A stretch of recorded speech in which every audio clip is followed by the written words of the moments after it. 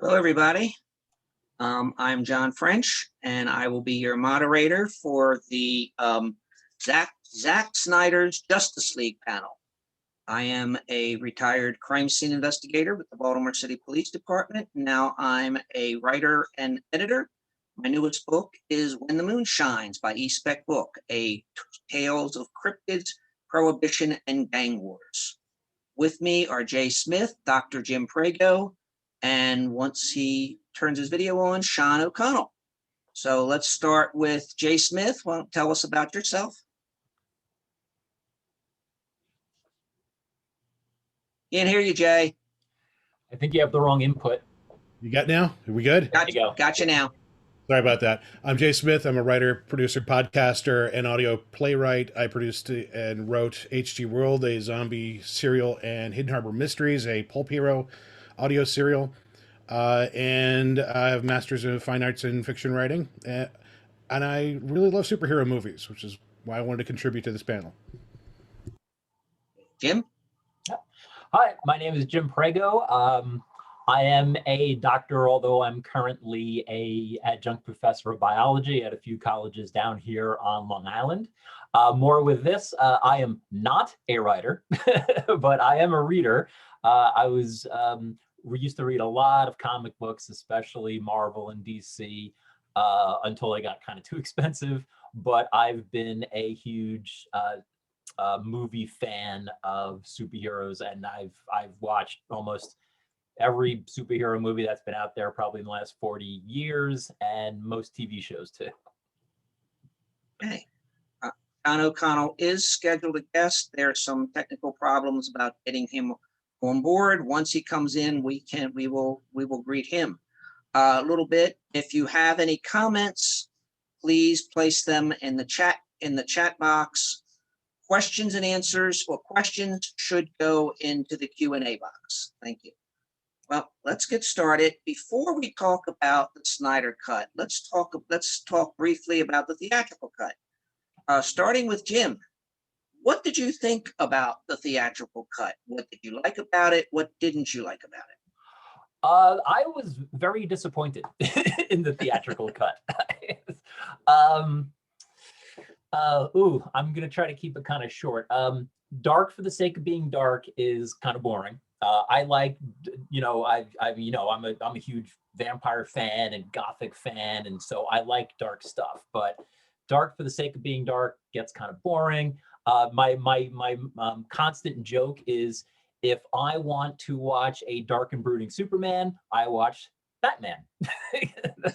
That's what I do. Also, I felt like, and this is actually one thing that the Snyder Cut I thought did better, but one problem I had in the theatrical cut is that it felt like all the main characters were doing things because the plot said so. There didn't seem to be, any kind of real, maybe with Bruce a little bit, but there seemed to be no real motivation for choosing to do what they did, and things like what's his face, Steppenwolf getting hold of the mother boxes, especially the one from Aquaman's people, the one from the Amazonians, just felt like it just happened. I get we've been guarding this box for thousands of years. Oh, he took it. Oh well. And the style of Steppenwolf was kind of weird, and I didn't feel much of the characters. I was also this is another thing that the Snyder Cut I thought did better. There was some of the main characters I felt got really kind of cut out, like they were barely in the movie at all. And other than some interesting stuff here and there, and there's one specific about 5-second scene that I love, but I didn't feel much of a connection. And these are especially Superman and Wonder Woman. They are two of my favorite superheroes since I was a little kid. And for instance, Superman 1 and Superman 2, the Donner films are some of my favorite now still all-time superhero movies. And I've been disappointed with how Superman's been treated lately, and this is another example of that too. Okay. Sean, hello, welcome. Hey, John. Thanks for having me. Good. Tell us a little bit about yourself, and then if you heard what we were talking about, what did you and did you not like about the theatrical cut? Sure. My name is Sean O'Connell. I'm the managing editor of an entertainment website called Cinema Blend. And for the past 4 years, I've been hard at work on a book that's currently now available called Release the Snyder Cut, which documents the social media movement and the people who were involved for 3 years in trying to convince Warner Brothers in order to change their mind and let them see this forbidden version of the movie. And part of the reason why they pushed so hard is because the theatrical version was such a debacle. And, you know, how I feel about the theatrical version is just, I can't believe that a studio looked at the quality of that film and thought like, yeah, this is okay. You know, we can let this go out. You know, it's by any standard, it's a terrible movie, let alone the first live action attempt at a Justice League. And, you know, the ingredients feel like they are there. I think most people really enjoy Ben Affleck as Batman, carrying over from Batman versus Superman. Obviously, we know Gal Gadot has been very popular as Wonder Woman, but it felt like this studio mandate to deliver a 2-hour product meant that all of the soul and the essence of the story that was being told just had to be gutted. And it's, you know, one of the most interesting things to do now is to compare the 2-hour theatrical cut to the 4-hour runtime, which, you know, in its basic form tells the same story, but tells it much better and allows the action to breathe and allows things like character development to happen and to develop the actual threat that the villain serves. So it's, I've heard parents tell me that like the theatrical version is a fine one to show to your youngest kids if you'd like to introduce them to the concept of Justice League. But for a fan base that's been waiting for some people all of their lives to see these characters properly realized on the big screen, it's an actual insult from the studio to think that the studio looked at it and said, here's your version. I hope it was worth the wait. You know, don't get too mad at us. And then, you know, then you start to probe behind the scenes and figure out like what actually went wrong here. The story to me is fascinating. Jay. It was a mess. Really, that's the best way I could describe it. It was when I heard that Joss Whedon was being brought in to pick up from where Zack Snyder dropped it. It was like if Sam Peckinpah was replaced by Frank Capra. There's just two completely different styles of storytelling. And you could tell it was almost as though one movie was being inserted into another. There was without digital color matching, it was almost like you could see where the film stopped being Snyder's and Whedon's was inserted, and that held up when I watched the 4-hour version. I came away from it thinking this is a half-baked movie. This is something that had to be constructed to meet a deadline and hope to make up the revenue that it had put in, recaptured the budget at least, and they could move on to the next thing in that cinematic universe and hoped that nobody would notice. And that was the part of the audacity of this project, is that they put it out there knowing fans were going to pick it to the bone, and they still let it go. So Yeah. it's an emerging habit within Hollywood, especially with the big tentpole features, where if a creative director and producer is not working out, the studios think that they could just replace it with another big name and everything's going to be great. That so far has not held true. So I'm glad I didn't pay to see it. I'm glad I didn't really pay to see the 4-hour version either. So Yeah. The cynic in me, thinks, well, we know it's bad, but if we put it out there, the next movie is going to look so much better.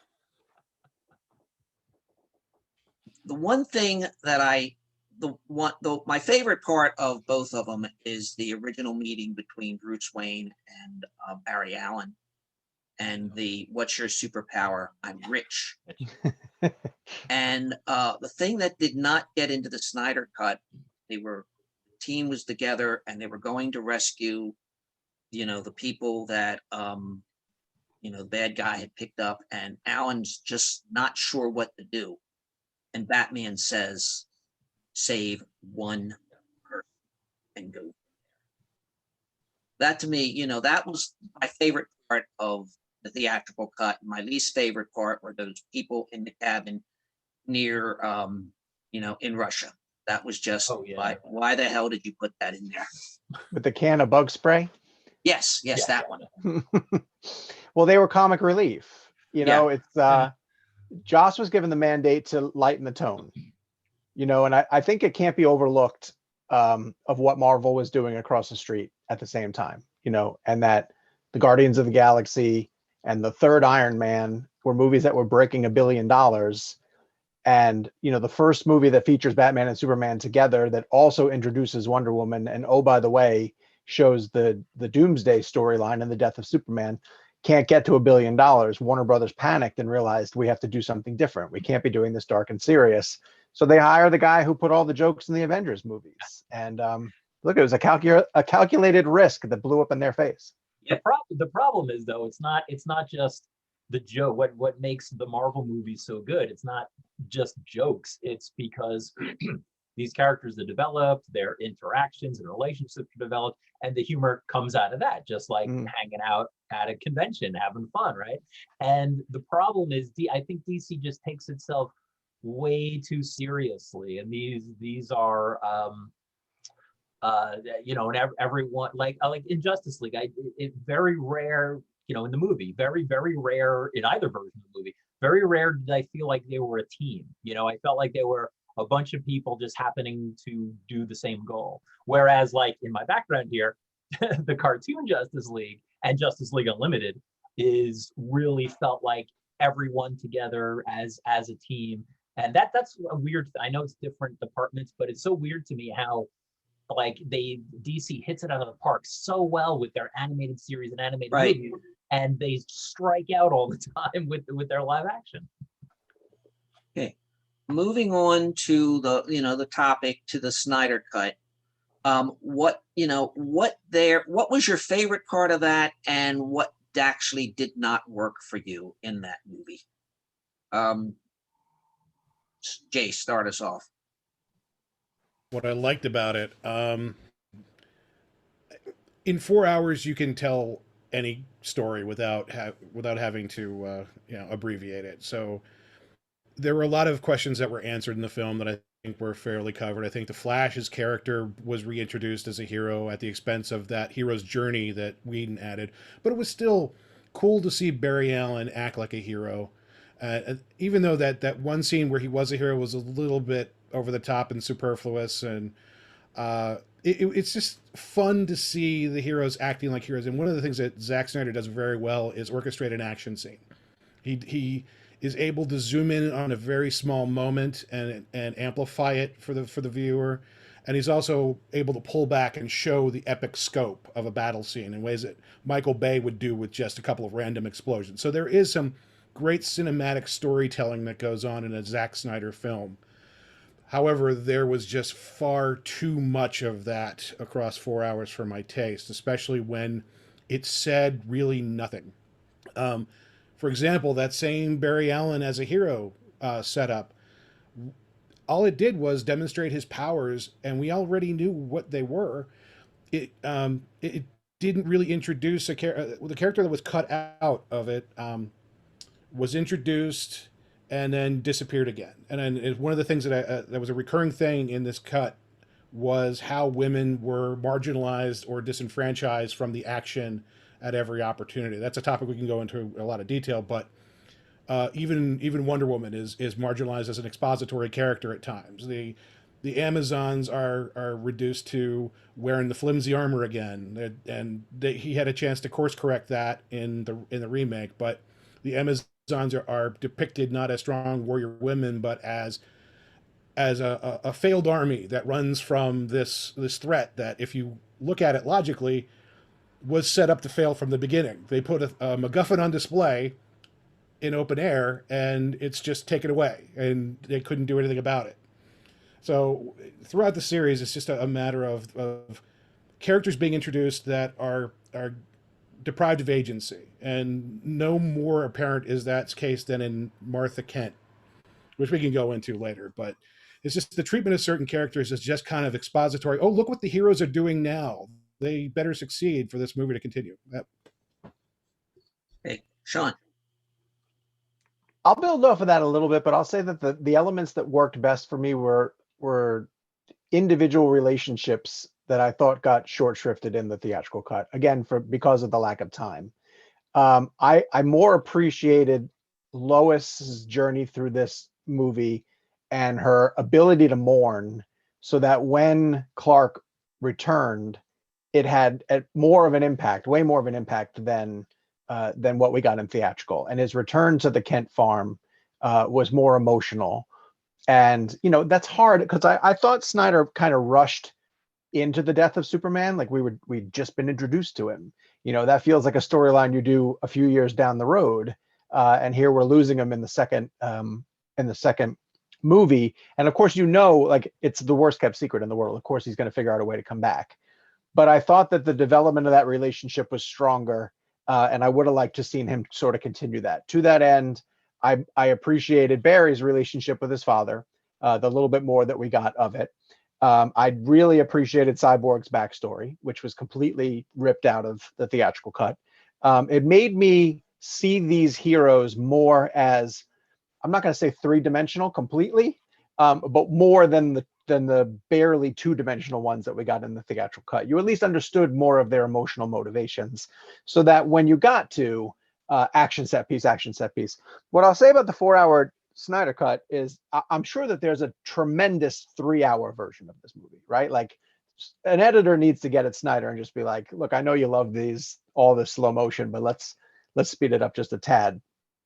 But I do think that he loves the characters, and I think that he really does want to give motivation. And so when a blockbuster like this comes around and I go back to revisit it, quite often I will just skip to the set pieces.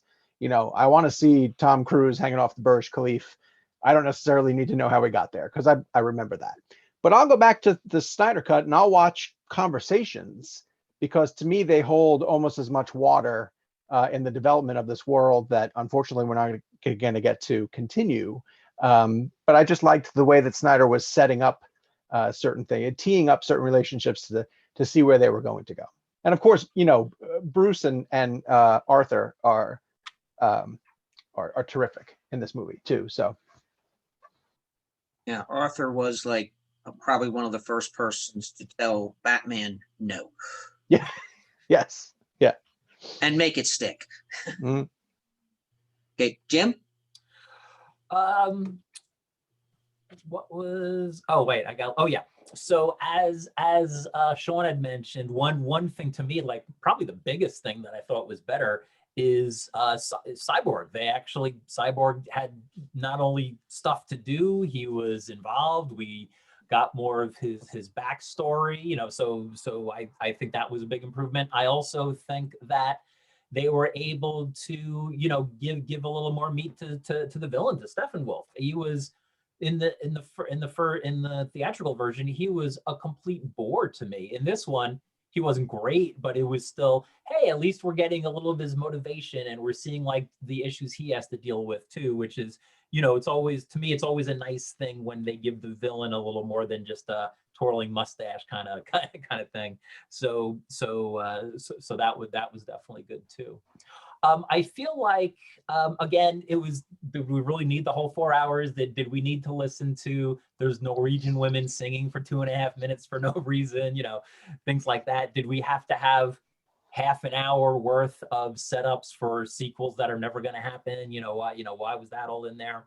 I would also say, yeah, I think someone else alluded to it too. Why did they turn, at least in the one scene with Lois, why suddenly was that instead of actual Martha Kent, which made perfect sense? Why was that the Martian Manhunter and then just dropped and nothing else? And why did they even have the Martian Manhunter show up at the end to say, hey, he goes, Martian Manhunter shows up to Bruce Wayne. He's like, I'm here to help. Bruce, oh, okay, I'm going back to sleep. What? Yeah. That didn't make any sense either. Also, a weird thing that they did, I kind of liked how Wonder Woman was in the original, but they made Wonder Woman like a little worse. Like, she literally killed a dude right in front of this girl and goes, see, women can do anything. Yeah, go around killing people. That was a mess. What else did I mention? Yeah, so there was Yeah, I lost my train of thought. So I should mention this was in the theatrical version too, but my favorite all time, like I said, about 5 seconds of it is my favorite. It was in both versions when Superman was resurrected and they're fighting him for the first time, and then the Flash does a speed thing to go around him, and then all of a sudden you see Superman's eyes start to track him, and the Barry's expression on his face. Yeah. That like 5 seconds, I could just watch that bit over and over. Yeah. Might as well talk about it now. The dream sequence that was covered from that was basically continued from Batman. Would you have taken that out? No, I'd leave it for this reason. Snyder's getting one shot at delivering what his purest vision of this story is supposed to be. You know, he has no studio overlords telling him what to take in and put out. And he has been telling his fans for 3 years that he has a 5-story arc, that if given the chance, this is what he would deliver. Now, you can make the argument, and I'm sure it is, that it's super confusing for casual fan who is just watching it saying, what the hell is happening in this post-apocalyptic world? But the fans who are really dialed into what he's trying to build and have teased out this, upcoming future where Darkseid is able to corrupt Superman, and Superman ends up taking out, key members of the League, and Batman's got them on the run. That was part of why the fans fought so hard to get the Snyder Cut restored, is that they wanted to see where that kept going. They knew they had a very strange and unexpected tease in Batman versus Superman. So if he's going to get the shot to give you the kitchen sink version, then throw in the kitchen sink version. And Snyder's not opposed to, going on panels or popping up on fan YouTube channels and elaborating on all this stuff. So I was happy to see it. Okay. Okay. It was fun. It was nice to see Batman and Joker have an interaction. It was nice to see that alternate possibility. But as far as telling a story, as far as containing that story and in some kind of logical package, it's disappointing. It was almost like Zack Snyder telling the fans, "Look what you're never going to get." Yeah. See, if you only were more loyal to me or louder or whatever, we could have done this Elseworlds series now. But now you're getting Robert Pattinson, so you get what you deserve.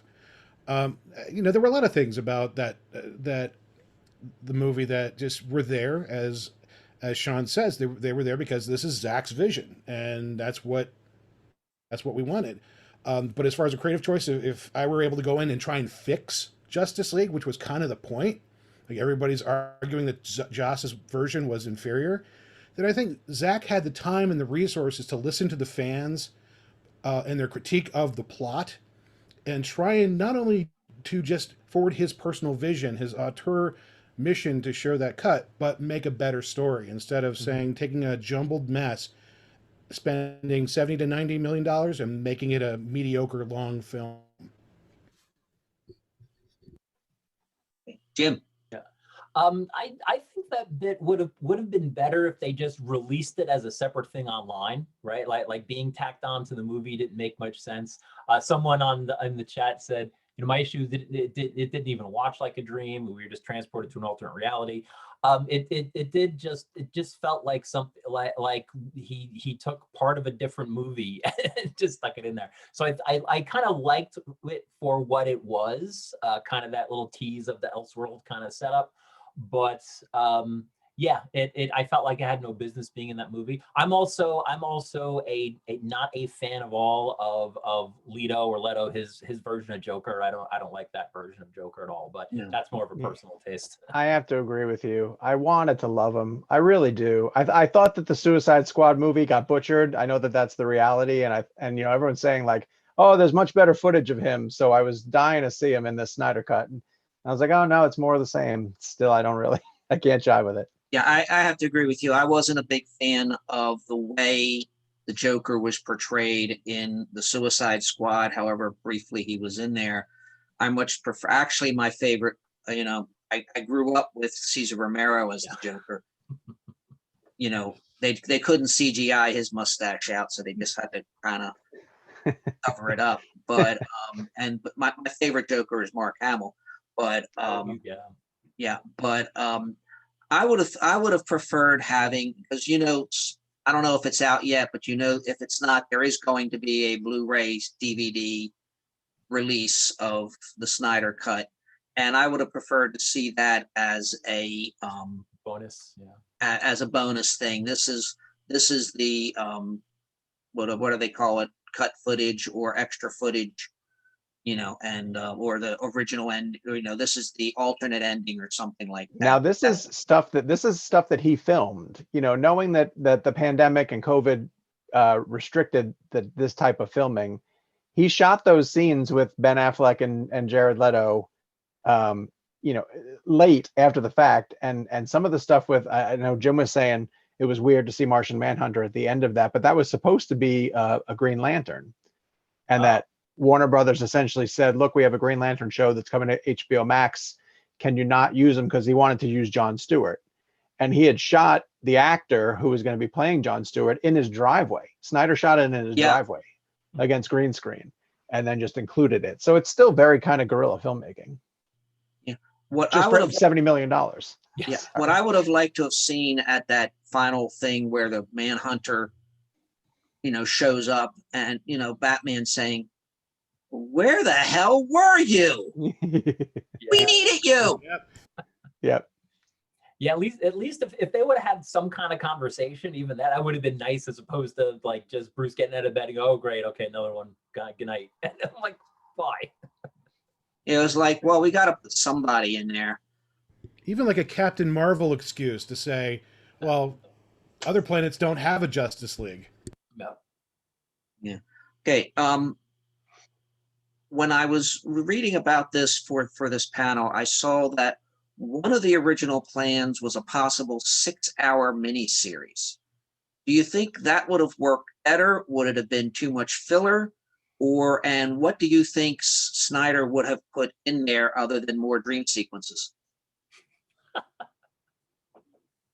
Sean, wasn't Zack's original concept for this to be a 2-film series?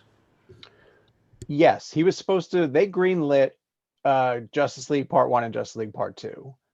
And I don't know where the split would have been in this material, but they were going to be a year apart, very similar to Infinity War and Endgame, which is why I think he shot, enough to get a 4-hour cut from this ultimate version. I think they probably would have figured out where they were going to break it and deliver it as a 2-part series. But that was back when Warner Brothers laid out like a 10-film slate.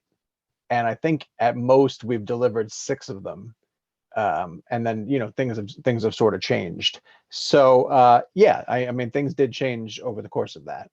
I think that the series, a weekly series, would have been more beneficial to this presentation, if only because we're seeing with the Marvel shows that it creates real enthusiasm for the next episode. It generates this water cooler conversation about like, hey, did you see what happened in the most recent WandaVision? And it also, where everybody is in the story. Then it's very easy to talk specifics because you're not worried about spoiling somebody, and you drag out the momentum that a show like this or a presentation like this could have. So I understand why they ultimately went the 4-hour cut, but I just thought a series would have been a little bit more beneficial to this. And he goes ahead and breaks it up into chapters anyway. It's almost like he set it up so that you could do it as a series. Okay, let's. We already talked about what a 3-hour cut, what a 3-hour movie would have been like. Where do you think had Snyder finished the Justice League and had it been a success, other than Dark Side finally corrupting Superman, where do you think he would have taken it? He has talked about this. Let me think of the details that he was going to share. So in the next chapter, it would be Darkseid corrupting Superman. And that would end with, if you go back and watch in the Snyder Cut, when there's the scene where Superman is kneeling down over a charred body. That's essentially Lois Lane. That's Lois's body. She's been killed by Darkseid. They are in the Batcave. Darkseid has found his way into the Batcave because you can see over Superman's shoulder, over Darkseid's shoulder, the Robin suit from the Batcave is there. So for one movie, you would have anti-life Superman, where he's, you know, he's the villain. Then there will be an opportunity. Then we get to the time travel. The fourth movie essentially is the time travel, which is the League trying to get back to the point where Lois gets killed to prevent her from dying. And in the course of doing that, Batman sacrifices himself to prevent Lois from dying. And then the final, and so because of that, Superman never commits to the anti-life equation. And the final film is the Blue Boy Scout Superman that we all know and love, leading the remaining members of the League against Darkseid and the forces of Apocalypse. That's the loose scale that Zack has laid out, the skeleton of the plot line. I feel like that would have been a great major arc for the Justice League cartoon series. Yes. Yeah, because there have been several comics where Superman succumbed to, Darkseid. Either because the ship, the rocket containing him wound up on Apocalypse, or he was seduced in some way, or he wound up on Apocalypse and got the traditional bump on the head and lost his memory. So yeah, I think it would have been I think it would have worked better as a Justice League or even as a one of the DC movies. Well, to that and I agree point, with you, Jim. DC knocks it out of the park when it comes to the DVD movies.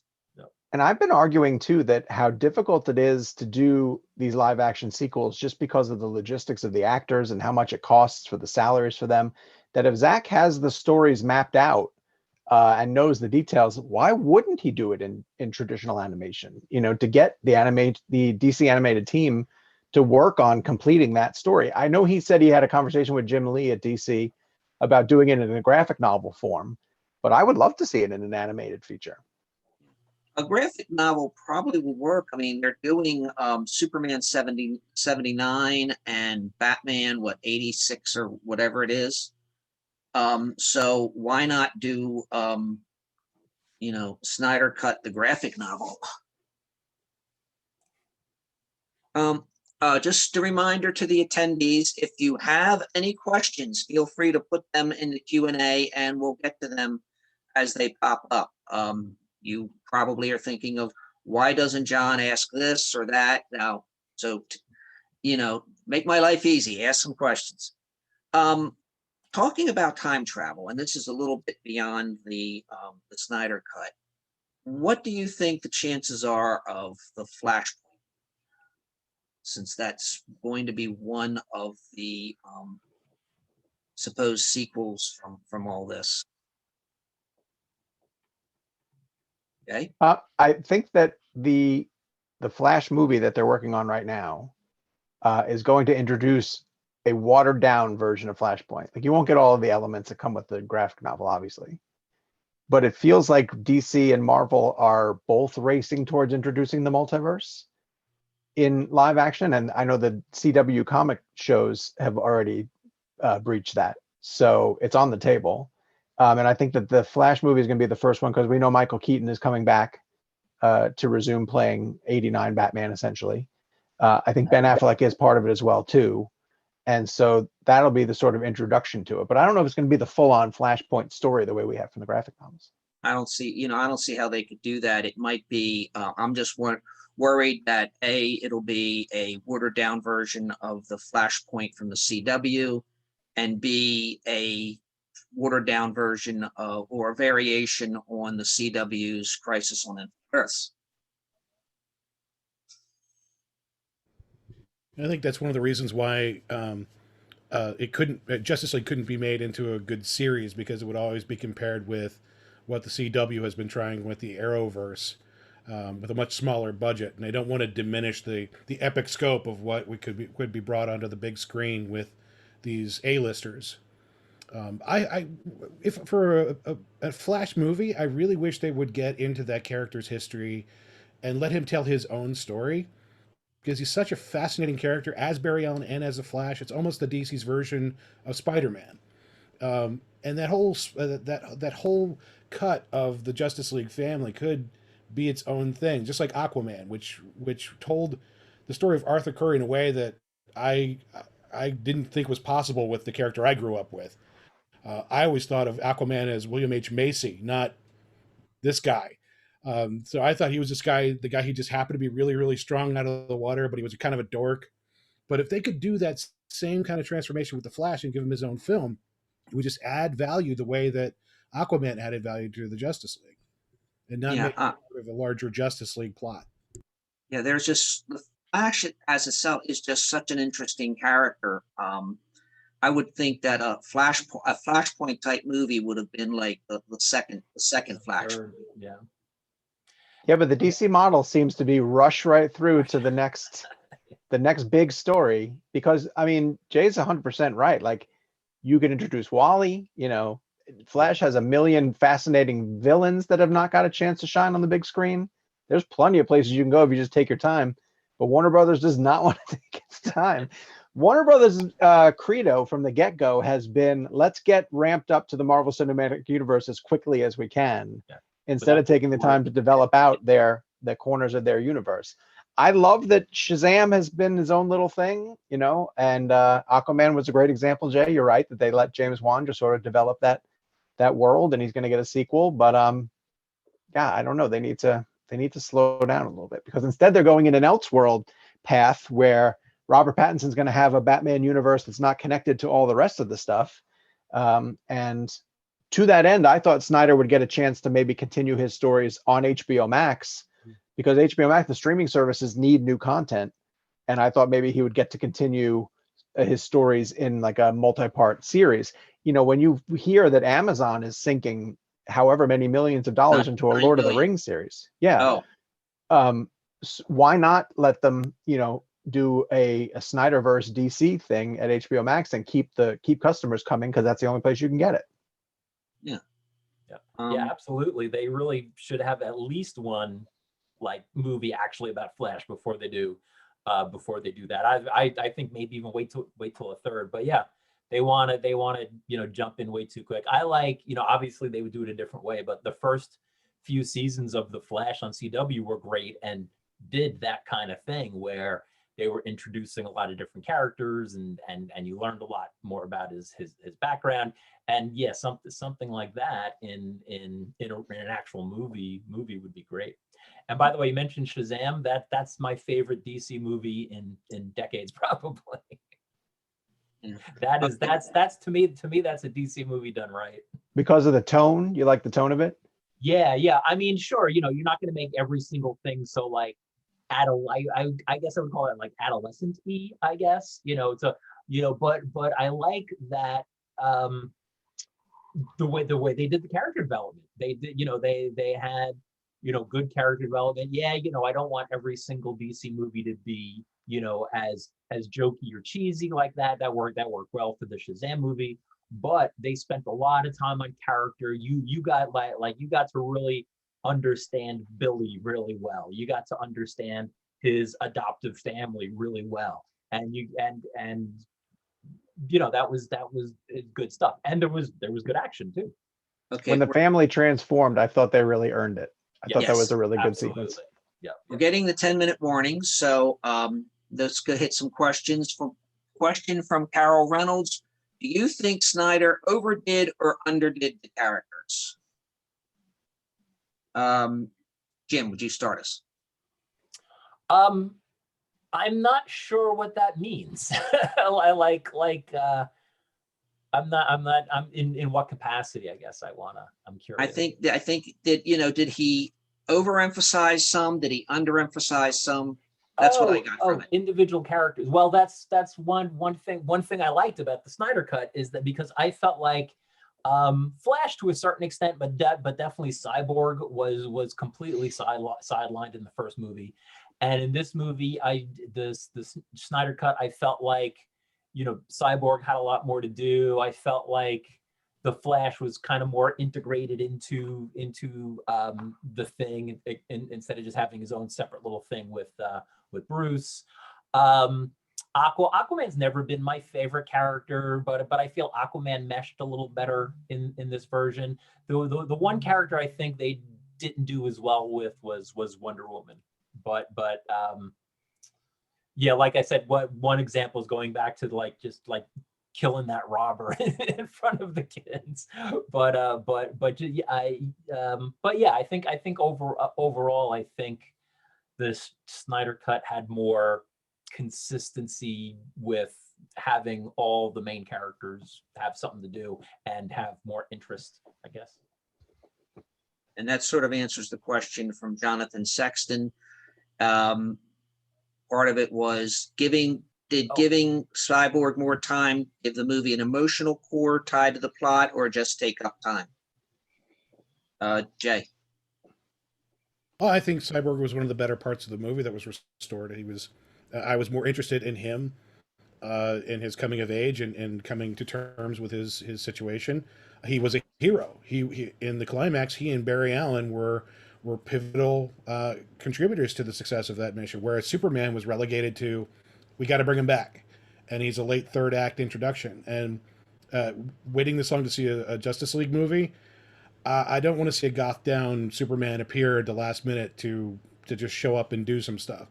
That said, I think Cyborg's knowledge, his integrity, and his innate heroism came out in a way that the Snyder cut did not, or the Whedon cut did not allow. And he didn't need to be nursed into heroism by Wonder Woman in this cut. He found it within himself to do what he needed to do. Okay, and one more. Jim, what do you think? I'm sorry, Sean. Yeah, I was gonna say, I thought I missed you. Yes, the screen's kind of shifted around on me. Yeah, I don't think he overdid or underdid anybody. I thought he just did them. I think it was right on the line. There's definitely certain characters who got more chance to develop and shine. But it's interesting to me, this whole film is a weird experiment because you have to keep reminding yourself that it was originally made to be shown a few years earlier, and at the time it was a bridge that was almost setting up other films. It had a part in a cinematic universe that doesn't really exist as a cinematic universe anymore. So there are these weird plot threads that sort of Jay was talking about where, Aquaman's tailing off, and at the end he's like, I'm going to go see my father. And it feels like an unresolved thing, but he knew at the time that oh, James Wan's going to pick up on this. And then there's a lot of things in that third act that feel like they're teasing the next few films. And I want to point this out because I think it's important to say, is that I do think in the back of his mind with this Snyder cut that Zack was sort of believing that if it did really well, if it sort of dominated pop culture, and if everybody was, clamoring for more, that the studio would almost have to turn around and say, all right, what can we do? And there's so many weird factors that are going against it because it didn't get a theatrical release, so you can't necessarily tell how it would have done. Streaming services, their numbers are so mysterious, and it feels like Warner Brothers wanted him to fail and go away. So they didn't report how it did. No one really knows how this did. So I think he sort of left those open-ended questions about where this was going to go in case he got the chance to pick it up. But, now in hindsight, having had this play out for a couple of months, it feels like he's not going to get that opportunity. Okay. One last question. Jay, Sean, Jim, if DC came to you and said, what movie should we do next? Or what would you tell them? My answer is another Justice League movie. And it does, whether it's a continuation of this or just a different standalone Justice League movie, I think that their most valuable IP is the Justice League. And the fact that they don't have a Justice League project in any form of development, or on their radar, is highly unusual to me. Because if you look at not to keep comparing it to Marvel, but Marvel was always building up to the next Avengers film, and it doesn't feel like there's any momentum to the next Justice League movie. So if I was DC, I'd be like, figure out your Justice League formula. because those are the movies that are going to hit. They're bringing everybody together against a common villain, and that's what we want to see. We like team up movies. I like team up movies, and so I would have them fight to restore that. Jim? I probably would like to, obviously Marvel has been doing this better than DC, but I don't think I'd want to exactly copy what Marvel did, but try to achieve a similar goal. I'd probably hire some of the writers over from the animated stuff, to help write. What I might do instead of maybe having individual standalone hero movies, I would say, hey, have movies that focus on, let's say, actually one thing I probably want to do is have them do a better shot at Green Lantern. But I would say, hey, we're going to have this movie that's going to focus on Green Lantern, but at least some of the other characters are going to be sprinkled in. Now let's do a Martian Manhunter movie, but also have some of the other characters sprinkled in. So not so much like in a lot of the early Marvel where it was, completely standalone worlds. So you kind of know everything's interconnected, but this is still a Batman movie, a Flash movie, a Martian Manhunter movie, but they, have some conversations or go help out the other one for a little bit or something like that. And I think that would be good because then we'd get a good chance in the mood to get an idea of the movie versions of all these characters, and then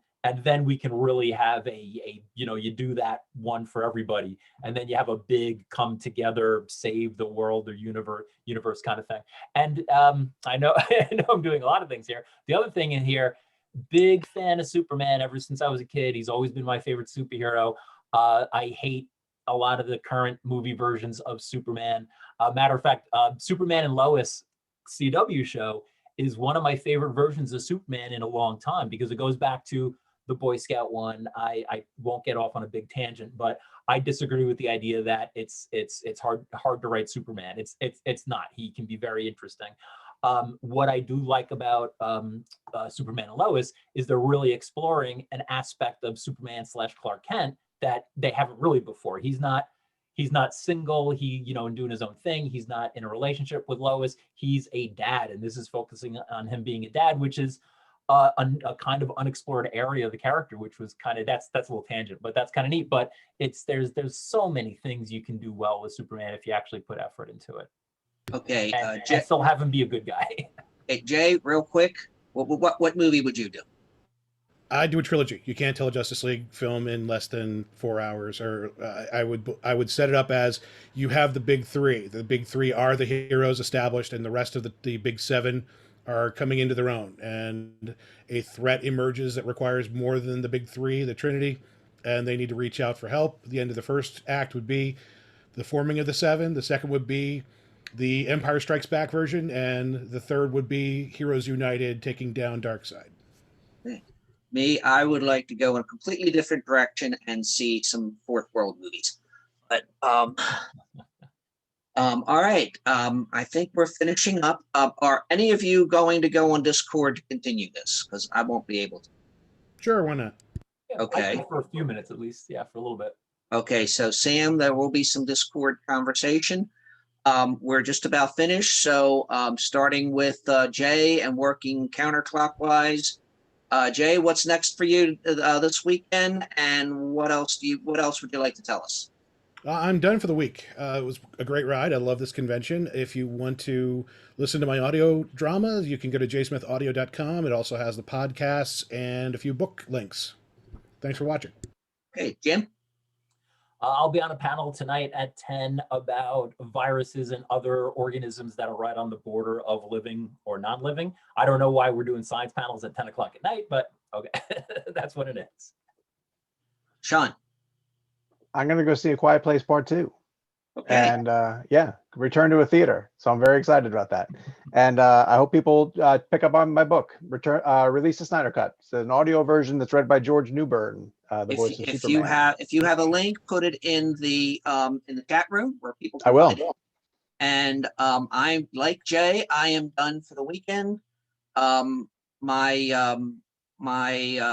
link to my Amazon author page is up in the chat room. And thanks everybody. Thank you, Jay, Jim, and Sean, and also thank you, Sam, and all the technical staff for doing such a great job so far this weekend. We literally could not have done it without you. Okay, so I think that's about it. Oh, yeah, I think that's about it. Any other questions, comments? Thank you, everyone. Thanks.